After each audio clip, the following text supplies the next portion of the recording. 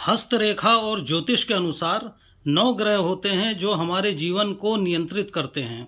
हमारे जीवन में जो कुछ भी शुभ है, जो कुछ भी अशुभ होता है, वो इन्हीं ग्रहों के शुभ और अशुभ होने पर होता है। यदि हाथ की बात करें तो हमारे हाथ में भी 9 ग्रहों की स्थिति होती है। इसमें ये जो पहली उंगली है, तर्जनी, इसके नीचे का ये जो हिस्सा होता है, ये गुरु ग्रह का होता है। यहाँ पर गुरु ग्रह या बृहस्पति देव विराजमान होते हैं।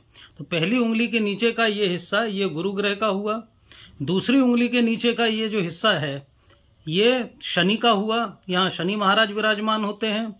तीसरी उंगली के नीचे का हिस्सा ये सूर्य का है, यहाँ सूर्य देव विराजमान होते हैं। चौथी उंगली के नीचे का जो हिस्सा है, ये बुध का हिस्सा होता है। और इसी तरह इसके ठीक नीचे का ये जो हिस्सा है, ये भी मंगल का हिस्सा होता है, इसको उच्च मंगल कहते हैं। और इस तरफ ये जो हिस्सा होता है, ये भी मंगल का हिस्सा होता है और इसको निम्न मंगल कहते हैं। निम्न मंगल के नीचे ये अंगूठे से लगा हुआ ये जो पूरा हिस्सा होता है, ये शुक्र का हिस्सा होता है। यहाँ पर शुक्र ग्रह विराजमान होते हैं, शुक्र देव विराजमान होते हैं। और इसकी दूसरी तरफ, यानी ये हमारी छोटी उंगली के जो बिल्कुल नीचे वाला हिस्सा है, मंगल के नीचे का ये जो हिस्सा है, ये चंद्र का हिस्सा होता है। यहाँ पर चंद्रदेव विराजमान होते हैं। इसी तरह हथेली के ये जो बीच का भाग है, जहां पर ये गड्ढा सा बनता है, यहाँ पर राहु ग्रह होते हैं, राहु विराजमान होते हैं। और ये जो सबसे नीचे है, ये वाला जो हिस्सा होता है, ये केतु का हिस्सा होता है। यहाँ पर केतु देव विराजमान होते हैं। तो इस प्रकार हमारे हाथ में 9 ग्रहों की स्थितियां होती हैं। और इन ग्रहों में कितनी प्रबलता है, या ये कितने अच्छे हैं या खराब हैं, ये जानने के लिए ये देखा जाता है कि ये जो हिस्सा है, ये यदि लंबा चौड़ा है, उभार लिए हुए है, तो इसका मतलब ये है कि गुरु ग्रह जो है ये हमारा बहुत अच्छा है।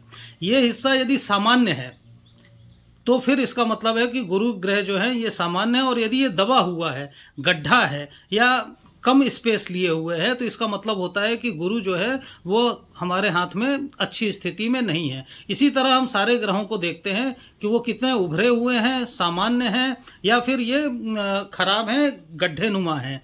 तो इस आधार पर ये देखा जाता है। यदि किसी का ये गुरु का हिस्सा मान लीजिए काफी अच्छा है, तो इसका गुरु ग्रह बहुत प्रबल है, गुरु से मिलने वाली सारी जो सफलताएं हैं वो उसको प्राप्त होंगी, जीवन में वो सारी चीजें शुभ होंगी। लेकिन यदि ये हिस्सा गड्ढे में है या बिल्कुल छोटा सा है, तो इसका मतलब यह है कि गुरु ग्रह व्यक्ति का अच्छा नहीं है और गुरु से मिलने वाले लाभ उसको जीवन में प्राप्त नहीं होंगे। तो इसी प्रकार हाथ में 9 ग्रहों की स्थितियों को देखा जाता है।